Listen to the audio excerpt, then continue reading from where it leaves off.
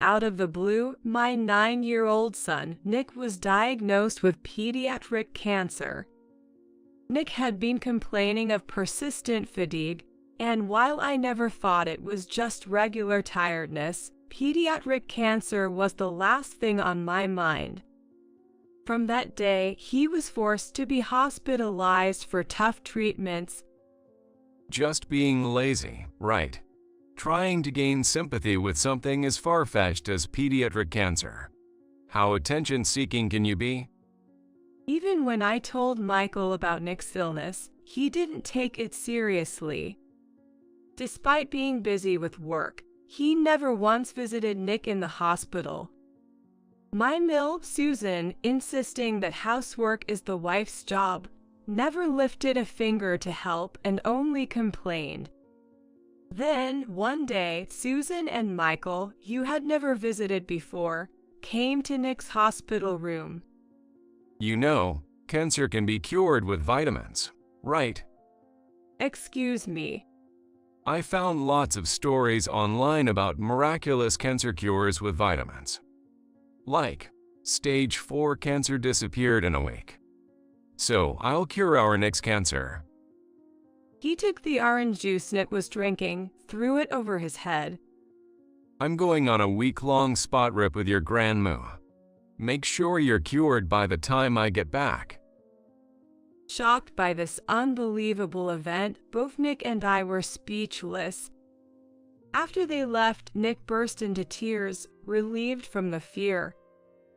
Cure cancer with vitamins? What is that even about? And who throws liquid on a sick person? Seriously? Filled with incredible anger, I decided to get back at them. Little did they know, a shocking truth awaited them a week later. I married my first husband, David, when I was 26. He was 4 years older and had been my tutor when I was preparing for high school. After I started working, we reconnected as colleagues. They gradually moved from reminiscing to talking about the future and got married. That's the background of the situation. The following year, Nick was born. Just as our new family began its journey, David passed away due to illness. He had felt fatigue but didn't seek medical attention due to work. One day, he collapsed at work, and upon examination, it was discovered he had cancer. He started treatment immediately, but the disease progressed rapidly, and he passed away 3 months later. Years later, I remarried my current husband, Michael. Initially, I worried about how Nick and Michael, not related by blood, would get along. But gradually, they grew closer, and one day Nick asked if he could call Michael Dad. Surprised, Michael and I exchanged looks, but we knew this was our answer and considered marriage seriously. Our meeting with Michael's parents went smoothly, and they adored Nick as their own grandchild. It was Michael's first marriage, so we invited family and close friends for a wedding ceremony. You would have thought I'd have 2 weddings. I joked with my friends. It was a heartwarming ceremony. However, the seemingly happy in-law family had its issues. Michael's younger brother, who married before us. Michael had moved out when he started working. Marriage was unthinkable, it seemed to be his favorite saying. And his serious brother-in-law decided to take over his parents-in-law's family, got married, and lived with them in the in-laws' house. My mother-in-law, Susan, seems to be at odds with my brother-in-law's wife, Alice, and her complaints about Alice always enter into the conversation, which made me uncomfortable. I didn't want to take sides based only on her complaints, nor did I feel right asking Alice about it. So, I mostly nodded along and ignored her rants. But this seemed to encourage her to increasingly intrude into our home. She started staying over for various reasons, and before I knew it, she was staying over half of the month and eventually moved in with her belongings. She began acting as if she owned the place, and her attitude towards me and Nick changed. At first, my mother-in-law was kind and understanding to me and my son. She began to say sarcastic things that were not important to us. Before remarrying, I was working part-time, getting by with the help of David's estate. Even after remarrying, I continued working part-time, albeit less frequently, to contribute a little extra. Considering Nick's future, having more money is always better. However, Susan implied that my working part-time meant Michael wasn't earning enough and kept telling me to quit. After all, you're a mom and should prioritize parenting. I've never once neglected Nick because of my job. We've managed just fine together. But then, Susan started making snide remarks to Nick. You're the reason your mom struggles. Your new dad even feels embarrassed about you in public. She blamed Nick for making Michael feel uncomfortable and started forcing him to do middle school level workbooks, which were too advanced for a child in lower elementary. He hasn't even learned the basics, and she's making him do middle school workbooks. Of course, Nick couldn't answer any questions and ended up crying. She'd even take away his meals, saying his crying was annoying and that boys shouldn't cry so much. Gradually, Nick became afraid of her and started avoiding being alone with her. What an unlovable brat. He lacks cuteness because he doesn't get enough motherly love. What kind of parenting is this? She said it so that my son could hear her, so my son would often say sorry and apologize to me.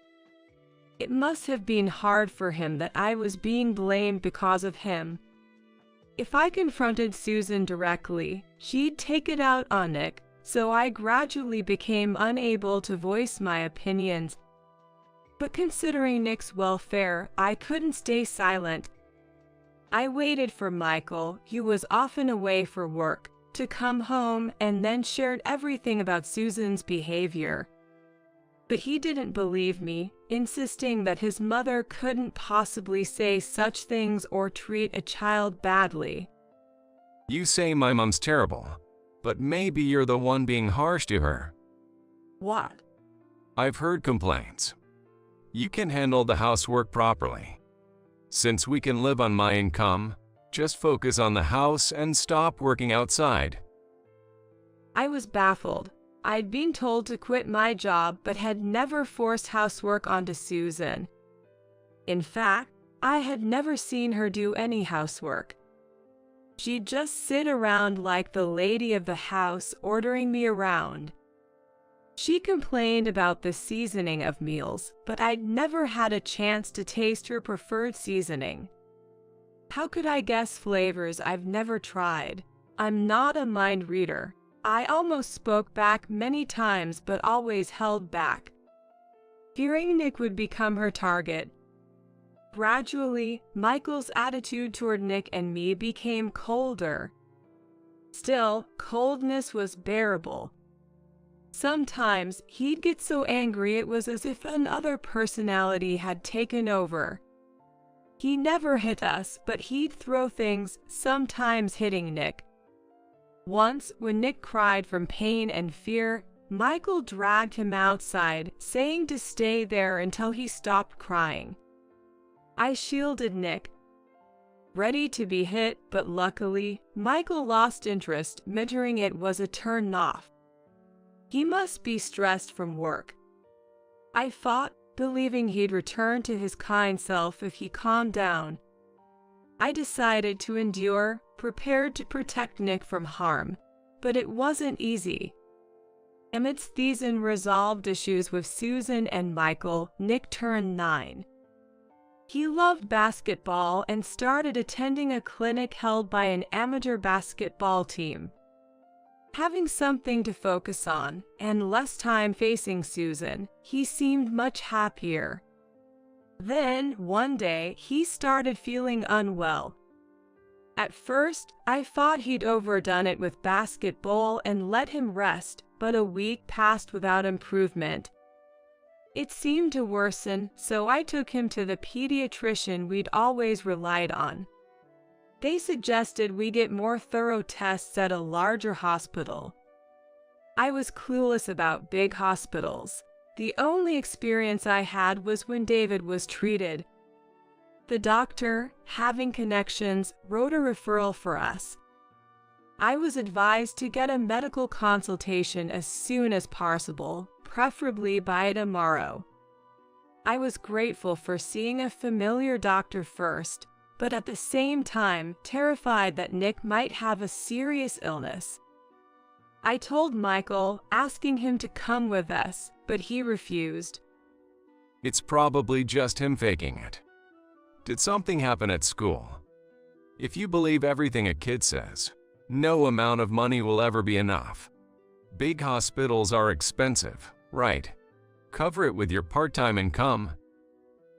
I've heard of kids using sickness as a way to rebel against their parents. But would a child fake being sick to the point of not eating well and continue it for a week? Even adults find it hard to fast for a week to make a statement. It requires extraordinary determination. In any case, Nick's illness lasting a week surely meant something was wrong. I had no issue paying with my part-time income and declared to Michael that I would take Nick to the hospital alone. He just responded with a dismissive "do whatever you want," and was visibly upset that evening. The next day at the hospital, they prepared for the worst-case scenario. When I asked the doctor what that meant, they said pediatric cancer. Symptoms can be similar to a cold, including abdominal pain or sudden weight loss. They asked if I had noticed anything unusual, and Nick revealed he had been experiencing joint pain. When I asked why he hadn't mentioned it, he said he didn't want to worry me more or have me face unpleasant comments from Michael and Susan. I felt terrible that he was suffering yet worried about me. Perhaps if I had managed things better with Michael and Susan, I would have noticed the signs of Nick's discomfort earlier. As I reflected on my shortcomings, another shock hit me. Nick's illness was an early symptom of pediatric cancer. He had to be hospitalized, and while preparing for his stay, I informed Michael and Susan. Pediatric cancer. A worthless burden that costs a fortune. I won't pay a dime. Cancer hereditary, right? David died of cancer, didn't he? Thanks for passing on such a great legacy. Michael added coldly. Their heartlessness was beyond belief. Cancer treatments can be quite expensive. Susan was only worried about the cost. Michael even said in front of me that the treatment expenses would come out of my part-time income. I couldn't stand being around these foolish people any longer, so I quickly left for the hospital where Nick awaited. Nick had to give up basketball, which he loved, and his enjoyable school life to focus on the treatment. Fortunately, the pediatric ward had a school, so he wouldn't fall behind in his studies. But seeing other children in much worse conditions was a shock to him. Will I end up like them? Will I never play basketball again? I wanted to become a star player to make your life easier, Mom. He felt guilty for burdening me with his illness. It's said that a patient's mental state can influence their condition, so I was advised to avoid making him feel like a burden. I've never blamed him, but maybe my worry showed. Maybe I unconsciously emitted an aura of anxiety that he picked up on. I resolved to bolster my spirits and encourage Nick, who was becoming increasingly disheartened. There were times he cried out, wishing to die rather than getting better. The side effects were so painful that it seemed unbearable. They say even adults find some cancer treatment stuff to the point where they feel like giving up. I thought I understood the hardships of cancer treatment from David's experience, but he hadn't undergone extensive treatment. In reality, I only thought I knew. You can say anything with words. But I wanted to truly support Nick. I sought opportunities to hear from those who had experienced similar situations. We were introduced to a college hospital where I met a student who had survived pediatric cancer. I listened to the person's story and asked what words were painful and what words made him or her happy. And what they wished to hear was incredibly helpful. Despite our struggles, neither Michael nor Susan visited Nick. Frankly, their presence would likely dampen our spirits, so their absence was preferable. However, a bit of concern when I returned home for Nick's clothes would have been appreciated. Back at the hospital again. Aren't you my wife? Why are you neglecting our home to do this? The rare times he spoke to me were just to berate me for prioritizing Nick over being a good wife. Whether at the hospital or home, there was never a moment of peace for me. I was constantly on edge, barely getting by on sheer willpower. Amidst all this, my father-in-law, Bob, was the only one who consistently came to visit us. His care for Nick and me, and our light-hearted conversations, allowed us to momentarily forget the harsh reality. I can't be more grateful to Bob. It was also a joy to see Nick, who usually seemed uninterested, smile more whenever his grandfather visited. Bob once confided in me that he had lost a close friend to cancer. Having witnessed the burden on the caregiving family and his friends struggle with harsh treatments, he expressed a desire to help us in any way he could. Just knowing his intentions was enough for me. I wish that Michael and Susan, who I live with, could have even a tenth of Bob's compassion. But expecting something and being let down hurts more, so I decided not to hope for anything. One day, Susan and Michael, who had shown no interest in Nick's battle with illness, came to his hospital room. How long do you plan to run away from home like a teenage rebel? The house is a mess because you're not there. A wife has her duties, right? When it's time for someone to die, they'll die, so just leave it be. The cure for cancer is just a matter of luck anyway. Cure for cancer a matter of luck. Everyone dies eventually. What are those the words you say in a ward where many are striving for recovery? Were they always this despicable? I was so enraged and dumbfounded that I lost all reason. There are things you should and shouldn't say, right? There's a time and place for everything, isn't there? Don't you, who have lived many times longer than Nick, know that? Maybe you both should get a brain scan. Sometimes tumors in the brain can cause personality changes. I remembered some medical drama with a similar plot, though it was a vague memory. I said it confidently, hoping to scare them a bit. You're insulting the mother who raised me. Your son's weak and got cancer because of your poor parenting, right? I read online that cancer can be instantly cured by just taking vitamins. I'll cure him. Michael grabbed Nick's half-finished orange juice and poured it over his head. It was a move so unexpected that I couldn't intervene. Nick and I were so shocked that we could only stand there, stunned. Michael and Susan pointed and laughed at us. I'm going on a trip with Mom. If your stupid sin's illness isn't cured by the time we return, who knows what we'll do. Keep that in mind. Make sure you clean up the house by the time we're back. They left the room after their one-sided tirade. As the tension eased, Nick burst into tears, overwhelmed by fear. The nurses rushed in upon hearing the commotion, busying themselves with cleaning and changing the sheets. Meanwhile, Nick and I waited in an empty room. I apologized to Nick for making our supposedly normal life, especially our home, a place of fear for him.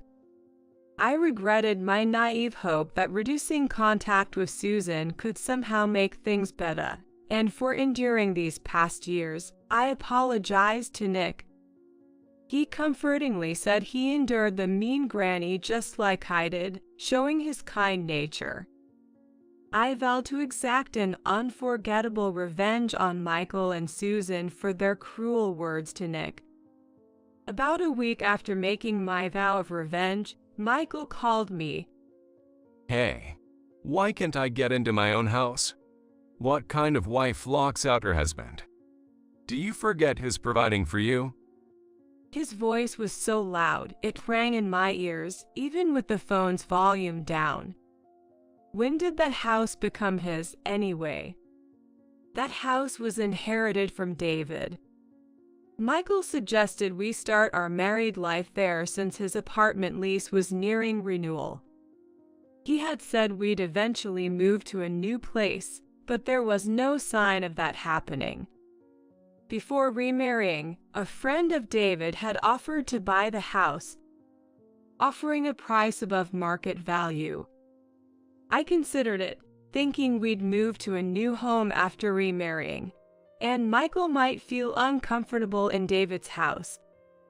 The offer was tempting, with the location and layout being ideal, and they were willing to meet my asking price.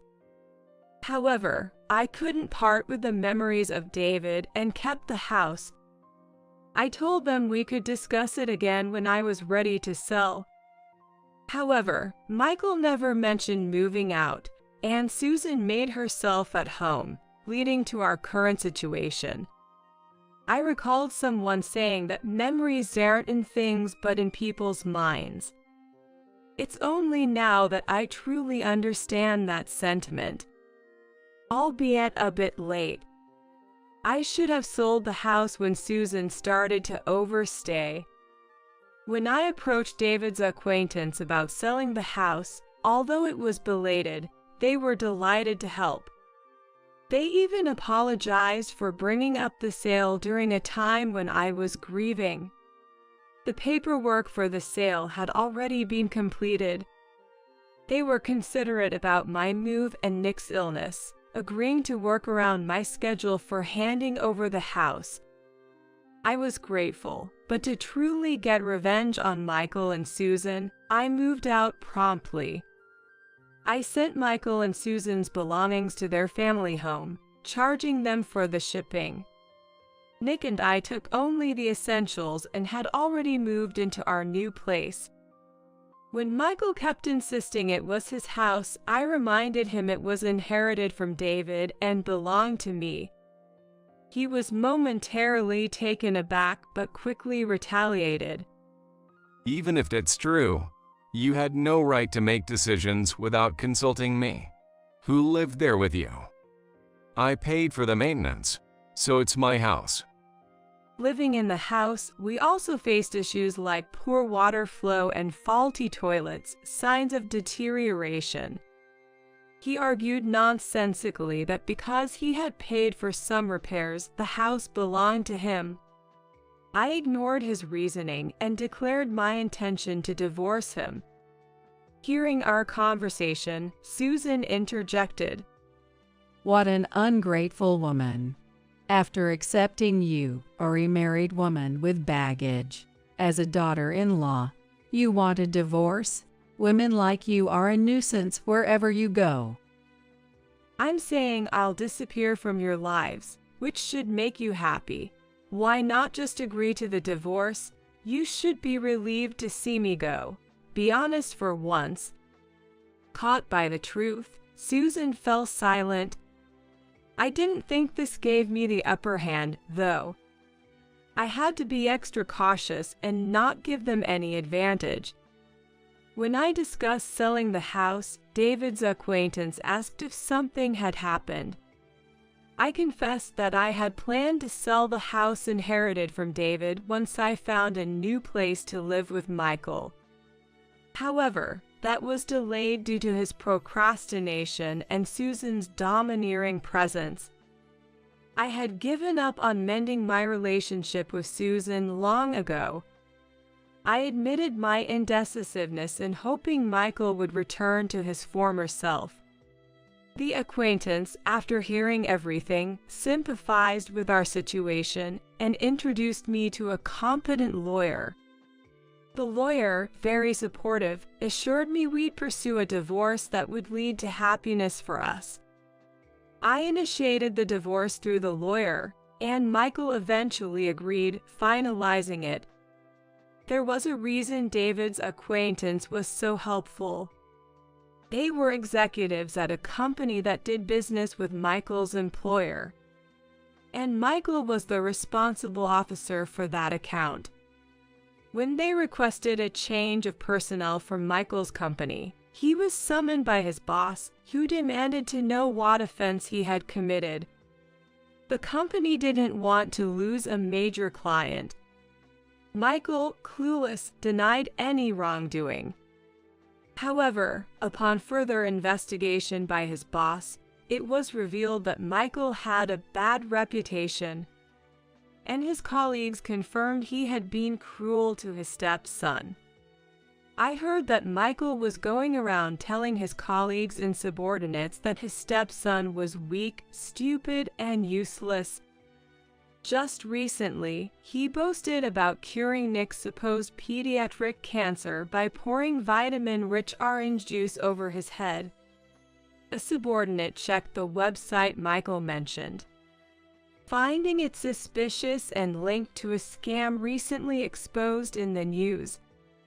The organization Michael was involved with turned out to be the seller of so-called miracle water at outrageous prices. When he was severely reprimanded by his boss, he defiantly responded, "Does it matter to the company what I do to the kid? It's none of your business." He even bragged about how he had disciplined Nick. The company pointed out his behavior deviated too much from normal societal standards and told him it was too risky to keep such a person employed in this day and age. He was fired. Later, he heard rumors that an executive at a client company was acquainted with me. In reality, the person was a friend of David, but rumors often get twisted. Panicked Michael sought my help. He showed up at my workplace, unaware of my new address. It turns out David's friend had been making moves, complicating his efforts to find a new job. Even without their interference, he would have had to explain his firing from the previous company. There must have been a significant reason for it. I told Michael, who only came to me when he was in trouble, that he got what he deserved and turned him away. Susan had nonchalantly returned to her family home, but there was no place for her anymore. When I decided to divorce, I made sure to tell Bob, who adored Nick, everything that had happened. He was heartbroken that his young grandson had been targeted and became furious upon learning the truth. The fact that Alice had also been mistreated by Susan came to light, and he finally lost his patience with her. When Susan returned as if nothing had happened, he told her they were getting divorced. Initially, she resisted, but then agreed, thinking it was better to receive alimony than to stay with an unwanted Alice and a husband who no longer cared for her. However, she ended up being the one who had to pay alimony, demanded by her Alice for mental distress. Michael, who had been temporarily staying with Susan, was also kicked out of the family home after Bob discovered their mistreatment of me and Nick. Susan and Michael are now living together in a run-down apartment, surviving as best as they can. He struggles to find steady work, managing only to get by with day labor. Susan, having been a housewife for years, refuses to work, and they are constantly fighting, each blaming the other. Their loud arguments have even led to noise complaints and warnings from the police. Both are to blame. Susan initiated the trouble, and Michael went along with it, but he shares the responsibility from the moment he participated. As for Susan, she seems too stubborn and thick-skinned to be affected by any downfall. After everything was settled, Bob visited me and Nick once. He was deeply apologizing for the actions of his wife and son. He wished us happiness and quietly gave me some money as compensation, which I initially refused. But he insisted, saying it was the least he could do since he couldn't be there to see Nick recover. Once I divorced, Nick felt a sense of relief from being free of the fear and control of his stepfather and grandmother, and his mood stabilized. The doctor started noting his good condition more frequently as he became more positive. Having goals helped him endure tough treatments without complaints. His efforts paid off, and he was granted temporary discharge. If there were no issues, he could gradually return to normal life while continuing treatment. Over time, his condition further stabilized, allowing him to attend school with some restrictions. Though he sometimes needs to be hospitalized, it's not for as long as before. He sets small goals for himself, like things to do or eat after his hospital stays or treatments, focusing on his recovery. This school and its students are understanding and supportive, giving me peace of mind when sending him there. I feel relieved and happy seeing his steady recovery. Now, I'm determined to walk towards greater happiness with Nick, side by side.